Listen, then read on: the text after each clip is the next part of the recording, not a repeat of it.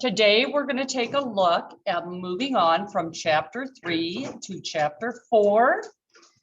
We're going to be talking about worksheets, closing entries, and preparing financial statements using this 13-column worksheet. Now, for those of you that are online, you don't have a 13-column worksheet sitting in front of you. I'm going to show you how to make one. But if you're in class right now, you have a 13-column worksheet sitting in front of you. It looks like this. It's not as daunting as it looks. You got a really nice one replicated in chapter 4 in your book, and you will be using that for your tool, okay, for this chapter. So we're going to be learning how to do these worksheets. We're going to be learning how to close our books and prepare financial statements. And we're going to be using adjusting entries, of course, to do all of that. So let me bring up, oops, sorry, I've got that. Oh, crap. Let me share this, share screen.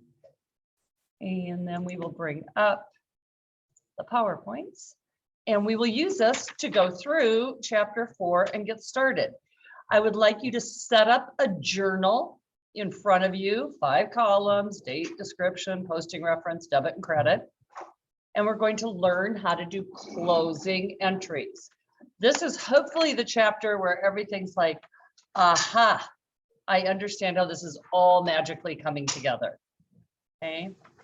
It's going to tie in very succinctly with chapter 1 and the balance sheet equation, assets equals liabilities plus equity. For now, let's start here. Slideshow. Okay. What the heck is this 13-column worksheet and why am I using it? Okay. Obviously, in the real world, we don't fill these out anymore. But when I was practicing accounting, and for those of you that are online, please open your book and find the 13-column worksheet in chapter 4. I can't give you a page number because it's not the same as an ebook, but you will see it. It's clearly labeled. Okay, so worksheets occur behind the scenes, so to speak, in the software. We're going to be learning to use them for all of these reasons. It helps you to prepare financial statements. It shows you what the AJEs did to your books. It helps reduce the risk of errors. Okay.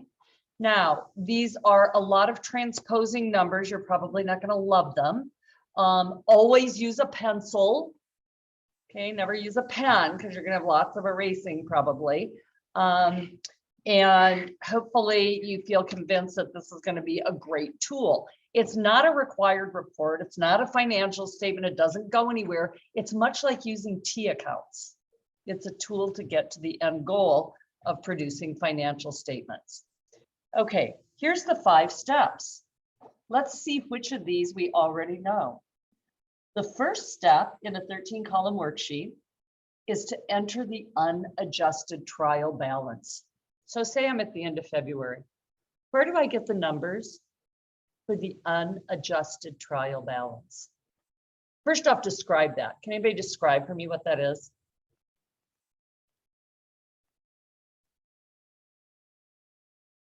It's a list of all your accounts and their balances, and you get it from the general ledger. There might be a bunch of accounts that don't have anything in them, then you don't put them on your worksheet. Okay. Do your debits have to equal your credits in your unadjusted trial balance? Of course they do. So that's just a copying thing. That's just going from your general ledger to the first 2 columns. Let's set that up on our worksheet. Let's set up those first 2 columns. So all you're going to do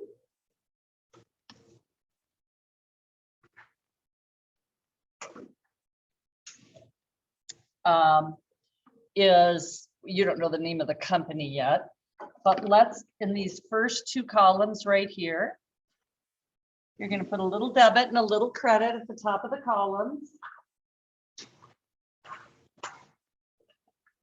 McCoy, you're gonna need to come get some stuff.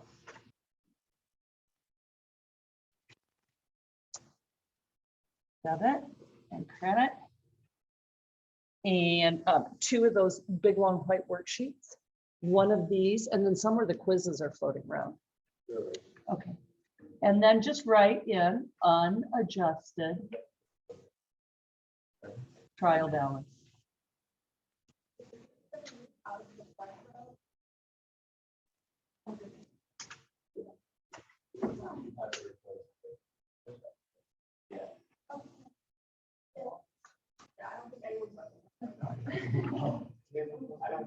I didn't even know it was in there. My bad.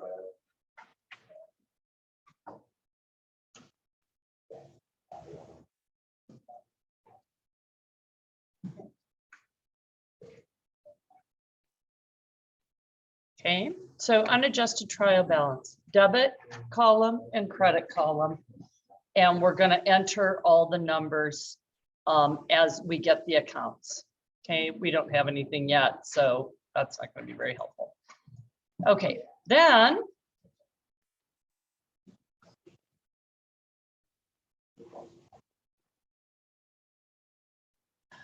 sorry. I wonder if it actually is the camera and I should have tech come and look at it. So basically this just says unadjusted trial balance and debit and credit. Okay, the next thing that we have to do is enter our adjustments. What are those again? Those are our AJEs at the end of the month, and we know we have 4 types, right? So the next 2 columns, put in another little debit and credit and write AJEs above it.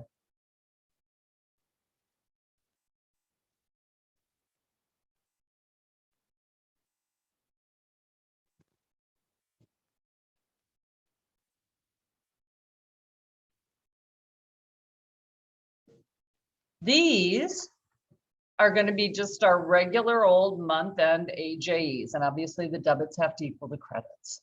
Okay. For those of you that don't have the 13 column worksheets, if you're online, you're going to have to manually set this up, and you can see there's a pretty big column over here on the left for account titles. Let's write that in here too, account titles.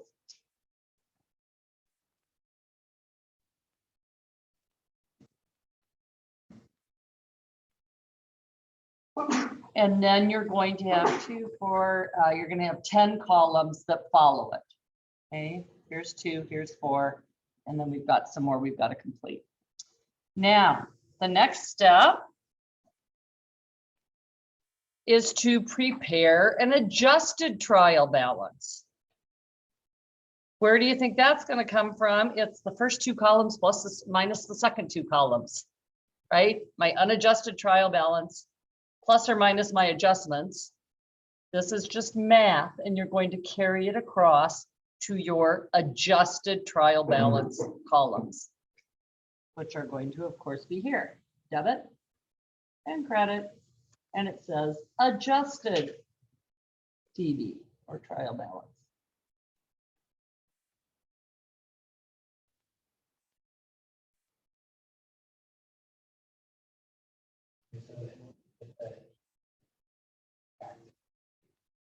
You add or subtract. If you've got a debit account and there's a credit AJE, you're gonna subtract it. You've got a debit account and you've got a debit AJE, you're going to add it. Does that make sense?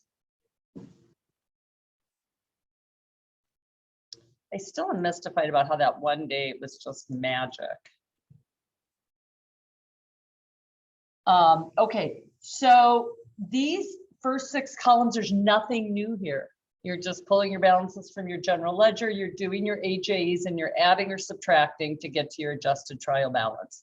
The whole purpose of a worksheet is that it helps you to produce your financial statements. So the next 2 columns are 2 columns for your income statement and 2 columns for your balance sheet. So I'm going to sort the adjusted trial balance amounts to my financial statements. So income statement,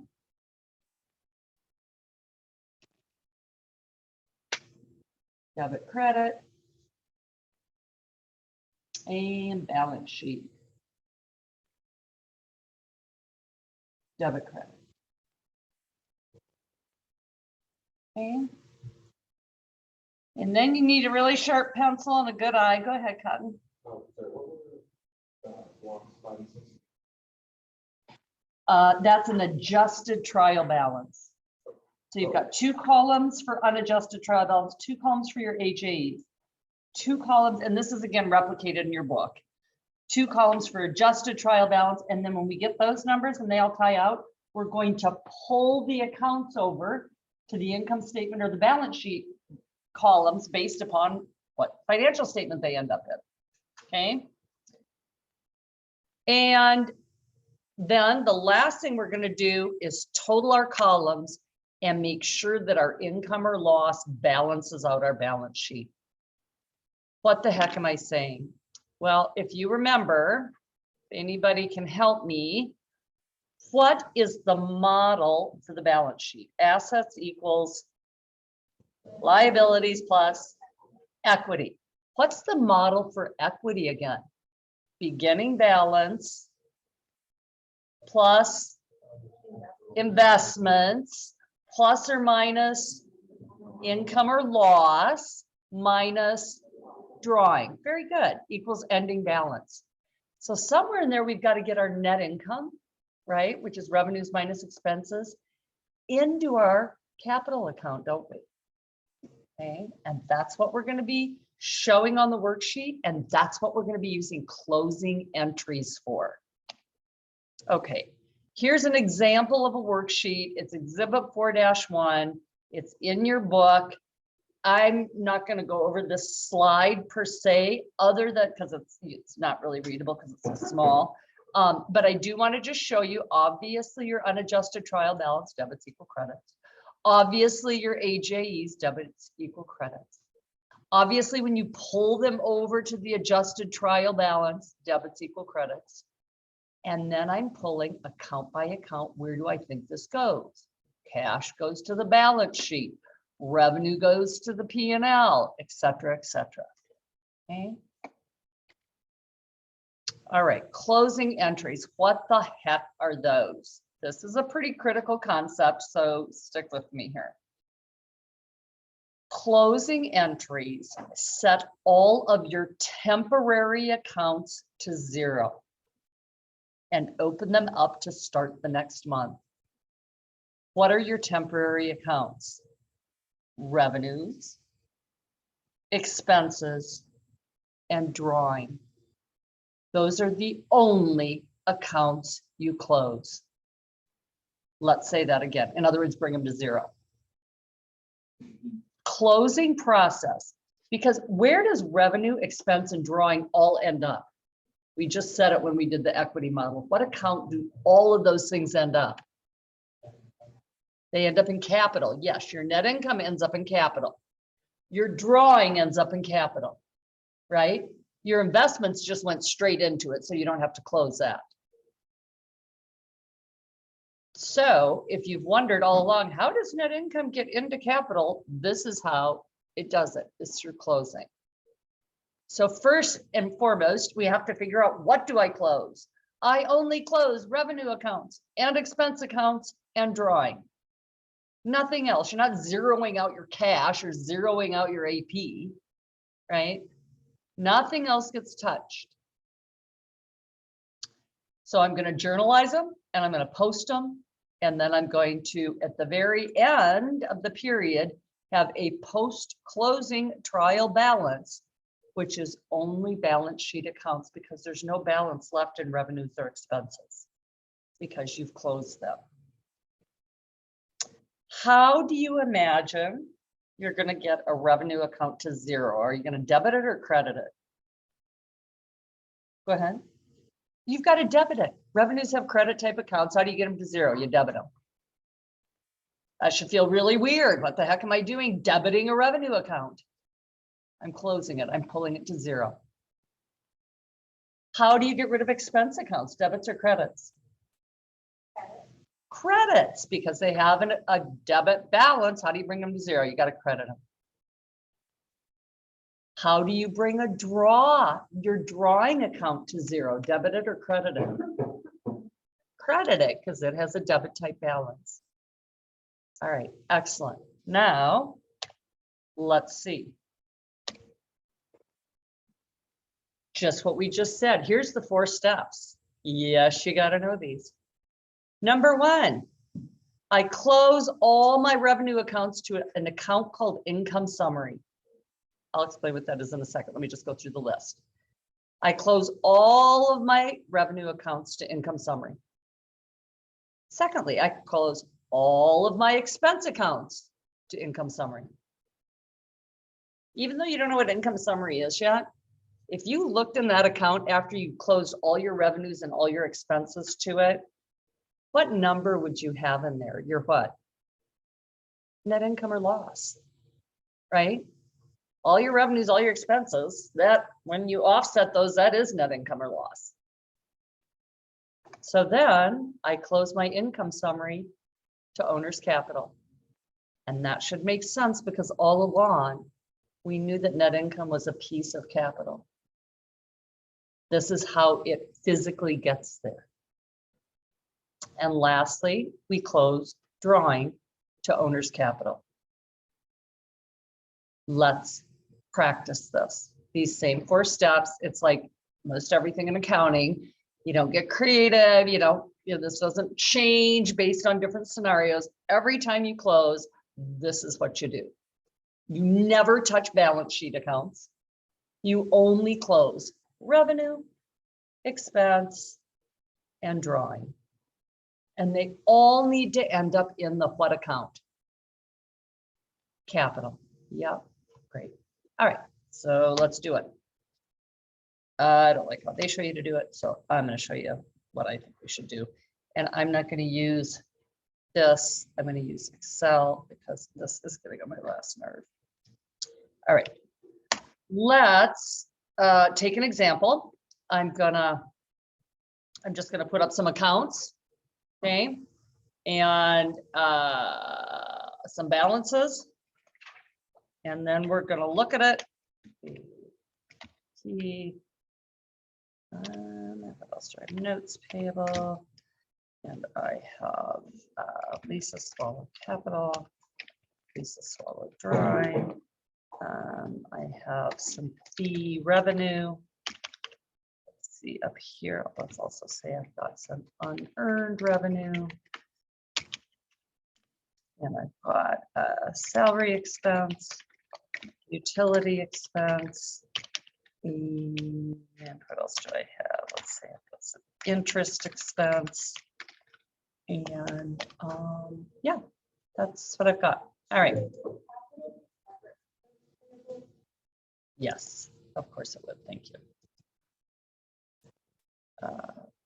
Yeah. So that's just MP. And let's have another revenue too. Let's say that I rent out my back room or my part of my warehouse and I get some rental revenue.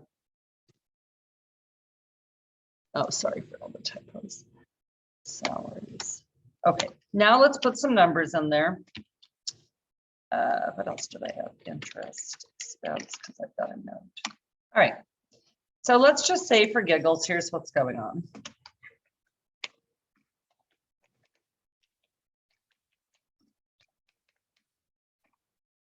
Capital 15 grand. I'm just making everything super easy. I know that was my notes payable. Capital 18,000. I took out a grand. I need 60,000 in revenue. I made another $1,000 renting out my back room, and then here it was my expenses. All right. First off, now we're going to close our books. You got your journal set up in front of you. Date, description, PR, debit, credit, right? Piece of paper. Date, description, PR, debit, credit. First question, of course, is what am I closing? Am I closing all of these accounts? No. Okay, oh, let me also do this. This is my 228 adjusted trial balance. And there's probably going to be a huge problem here, which is it doesn't equal. So I'm going to have to muck with that. Hold on a sec. No.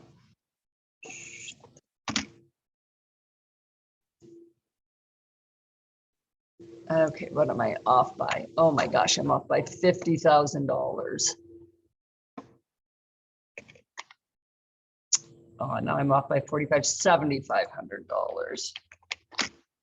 Okay, my unadjusted trial balance, right? Obviously it has to balance. All right, first question, time to do closing entries. What part of the period do you do them in? Last day of the period, obviously. What am I closing? What did step 1 tell me to close? My revenue accounts. What account do I close them to? Income summary.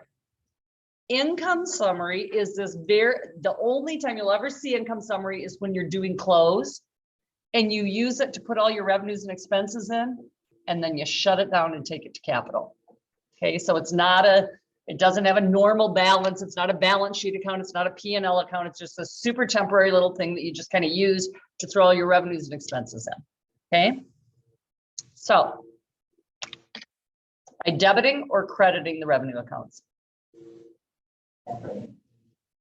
I did not get a unanimous answer on that. What kind of balance do revenue accounts have? How do I bring them to zero? Debit your revenue accounts and credit income summary. Go ahead. Debit your revenue accounts. It should feel very weird to be debiting revenue. You guys see?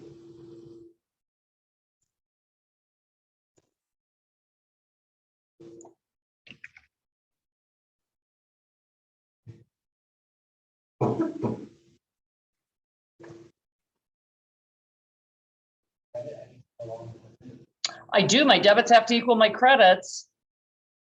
What account do we, weird little account do we use to facilitate closing? Income summary, which is just it. Yep.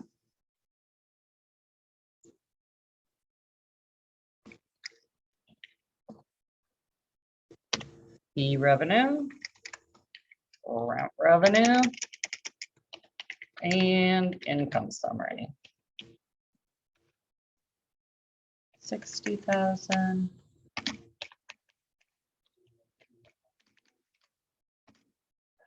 Do we do help Evan out? Do we do unearned revenue? Why not, Parker? You're shaking your head no. It's a liability account. We don't close assets and liabilities. They don't go away at the end of the month. What balance are in my revenue accounts now? 0. All right. This always looks the same. Debit your revenue accounts, add them up, and credit income summary. Now what am I closing? Expense accounts. Do I debit or credit expense accounts to close them? Credit. What am I going to debit? You don't know what the balance is yet, so go do your expenses and then add her up.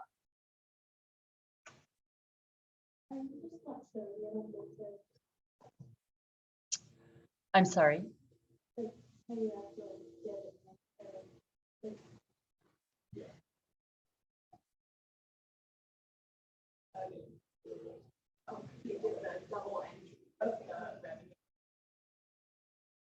Oh, I see. Yes, your closing entry, you get rid of all your revenues. Your second closing entry, you get rid of all your expenses. You'd be here all day if you were doing them one at a time and you have 40 kinds of expenses, right?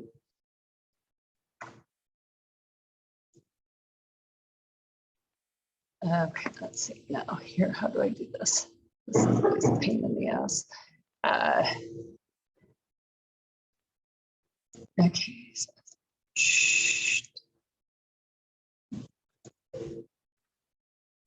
And then insert another shape.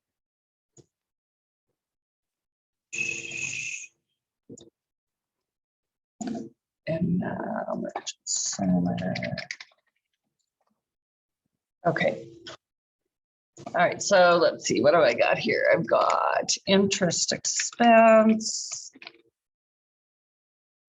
2,000 salary expense, oops. 216.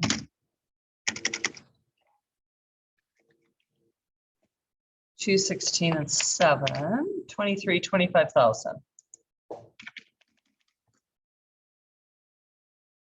All my expense accounts are now zero. All my revenue accounts are now zero. Set up a T account for income summary and post these two entries to it. This is just purely for illustration. Go ahead. I don't understand why you put 5,000. Because I have to, my debits have to equal my credits and I added them up, right? Oh, I see. So I've got a credit of 6. I'm sorry, one more time. I would have T accounts for everything, but I'm not going to take the time to set up every single T account. You would, yes. So hopefully that's not confusing. Yes, the question was, am I posting all of these to the T accounts or to the general ledger? Of course, but I'm not taking the time to set up 7 accounts right now. They're going to all get posted and they're going to all be zero. I want to illustrate what's going on in income summary because we need that number to do the next journal entry. Do you want to take the time to do all these T accounts? No, I was just wondering. No, good. I mean, but because if you need to see that, I will certainly do it. Okay, so, and I've got to give this an account number, right? Let's say it's just account. It's not a P&L account. It's not a balance sheet account. It's just account that you open up to facilitate close. So I'm going through, I'm posting all of these, posting reference. Yes, I posted. Yes, I posted. And, you know, I'm going to assume that you're doing all these, right? Okay, great. I posted those 2 journal entries. What's the balance in my income summary? Let me ask you 3 questions. Don't say it out loud. I want you to think about it. A, what's the balance in income summary? B, what is that? What does it represent? And C, how do I close income summary to capital? That's my 3rd journal entry. I'm just going to give you a couple minutes to think about that on your own. A, what's the balance? And is it a debit or a credit? B, what does that represent? And C, the 3rd closing entry is to take that number into capital. Please make that journal entry. So I'm zeroing out income summary and I'm taking that number to capital.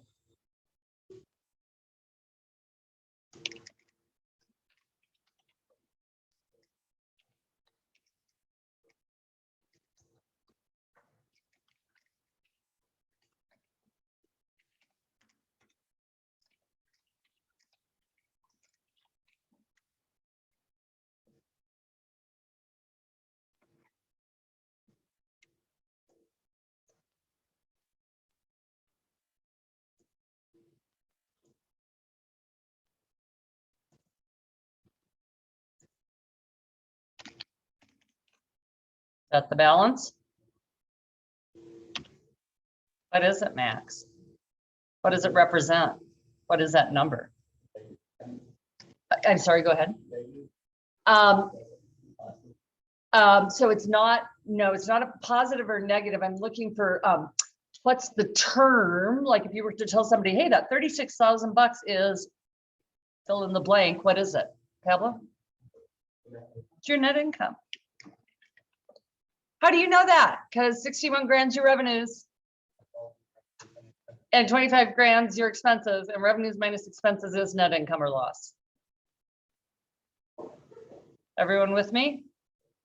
It's just a different visualization. There's nothing new here. So the last thing I want you to do is close income summary to capital.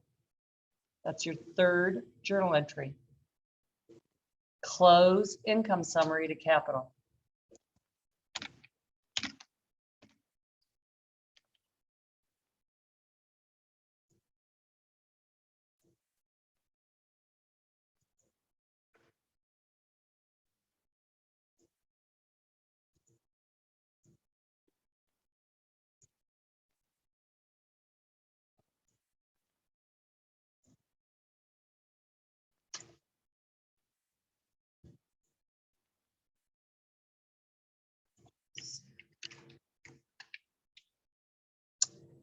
Okay, am I debiting or crediting income summary?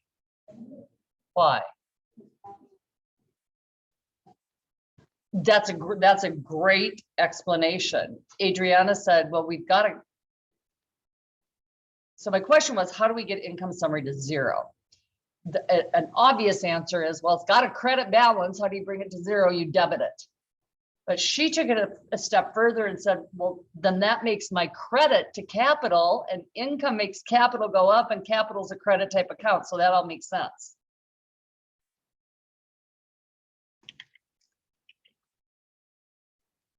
Income summary, 36,000.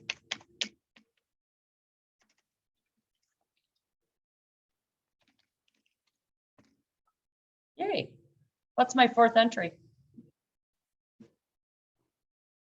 We close three kinds of accounts: revenues, expenses, and drawing. Why? Because drawing has to get into capital too. Because that's the model: beginning balance plus investments plus or minus net income minus drawing. How do I'm not going to give it to you. I want you to think about it. How do I close drawing? Debit it or credit it? But don't say it out loud. And then secondly, what's the other part of the entry? Income summary is all gone. It's already shut down. Where are you going to take drawing directly to? So think about that and make the entry. Here was, don't say it out loud. Here was my, thank you. Here was my adjusted trial balance.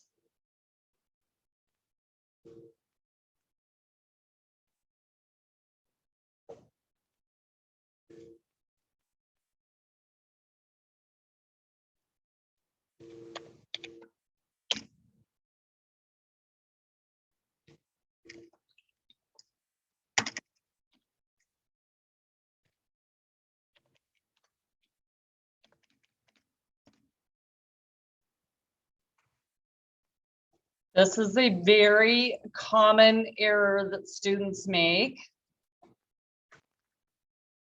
You don't go back to income summary after you've closed it down. Only revenues and expenses go into income summary. And it's kind of right in the title. It summarizes your income. The draw goes straight into capital. What balance is in my drawing account now? Zero. Set up a T account for capital. Enter the beginning balance. Post these two journal entries into capital and tell me what the ending balance is.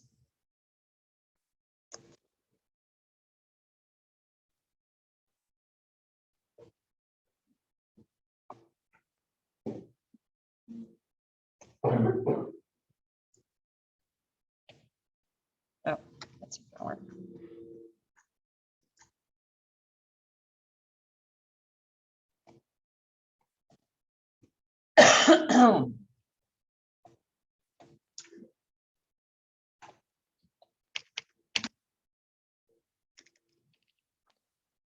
Right? Where does that come from? Adjusted trial balance. Better give this an account number.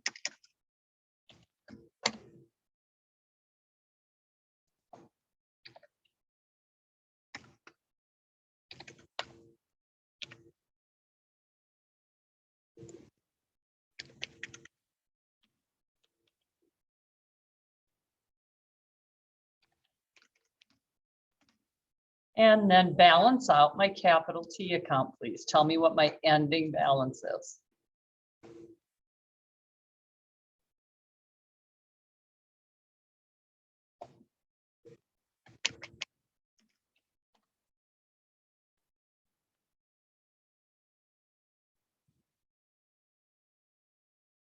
Should we finish posting income summary too while we've got the T account up?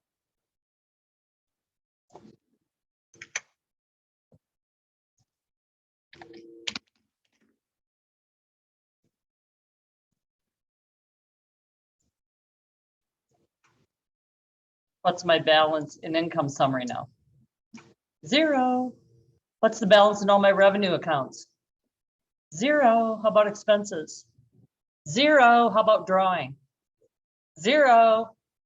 What's in capital? 53,000, which is what the statement of owner's equity is going to tie to. Beginning balance plus investments, plus or minus net income or loss, minus drawing. So if I was, go ahead. AB. Oh, ending balance, beginning balance and ending balance, sorry. So if I'm doing right now a post-closing trial balance,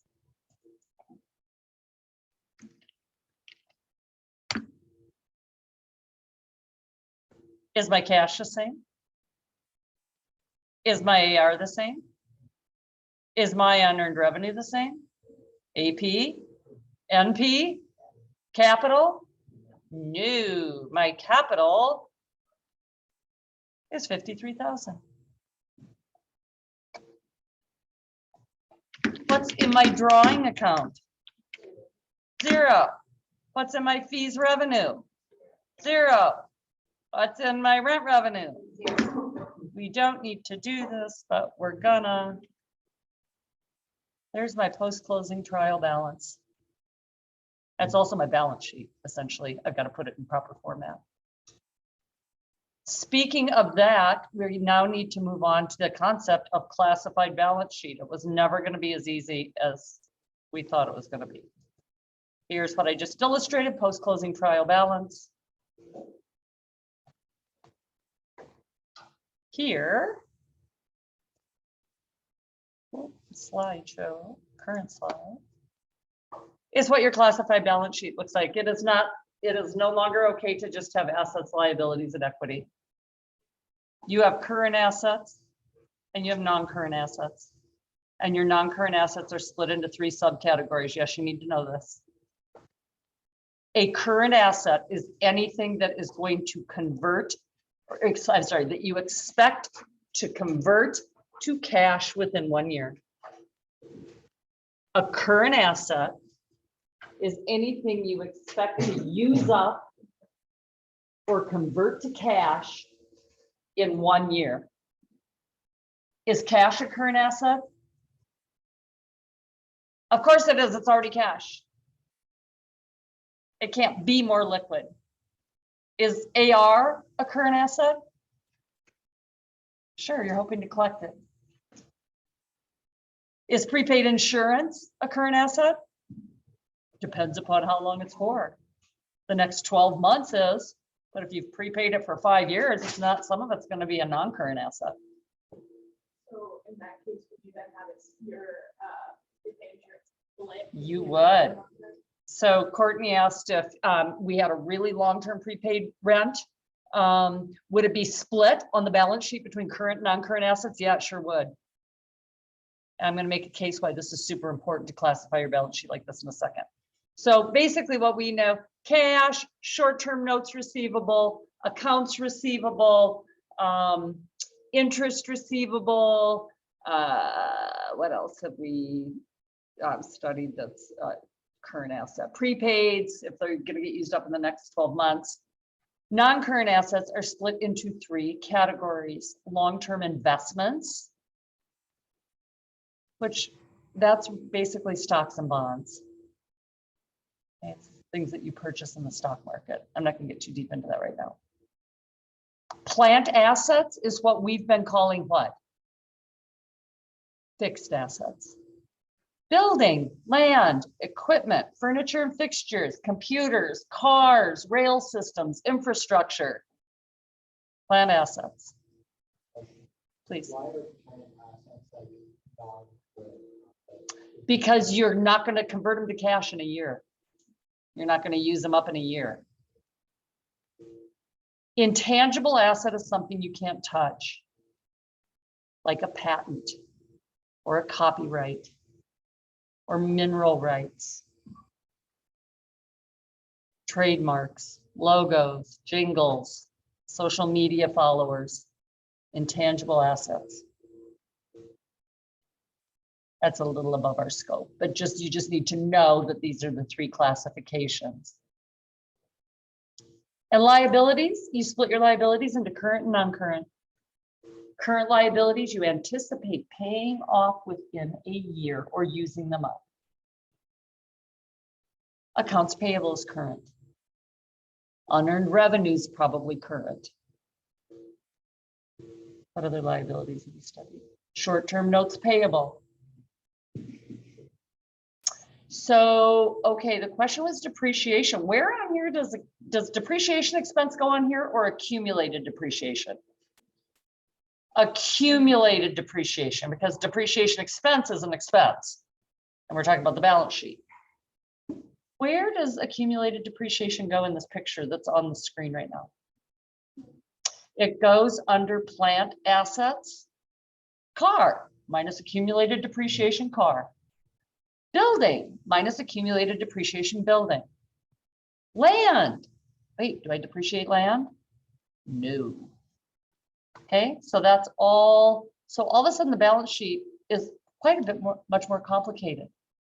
The reason we do this, and it's so incredibly invaluable to investors or other stakeholders, is that if you've got a whole ton of non-current assets and very few current assets and a bunch of current liabilities, what's your problem? This would be like you owing a bunch of money on your credit cards. You own a house, but you've got $32 in your checking account. What's the problem? McCoy? You're going to have to liquidate your long-term assets to pay your current bills. And that's essentially going broke. What happens if your land value actually goes? So the question was, what if the land actually goes down in value? Is depreciation a valuation methodology?